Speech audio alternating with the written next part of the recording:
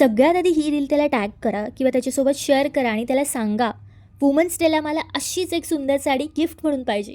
आणि येस, आता get ready with me. आज मी नेसलेली साडी आहे टिश्यू लिनन जामदानी साडी. रंग इतका सुंदर आहे की पहिल्याच नजरेत प्रेमात पडायला होतं. परफेक्ट फिटिंग, ग्रेसफुल फॉल आणि एकदम क्लासी लुक. ही साडी मी घेतली आहे रिका फॅशन स्टुडिओज बाय रीमामधून. हा ब्रँड मला एका एक्झिबिशनमध्ये सापडला, पण त्यांचं कलेक्शन बघून मी खूप जास्त इम्प्रेस झाले.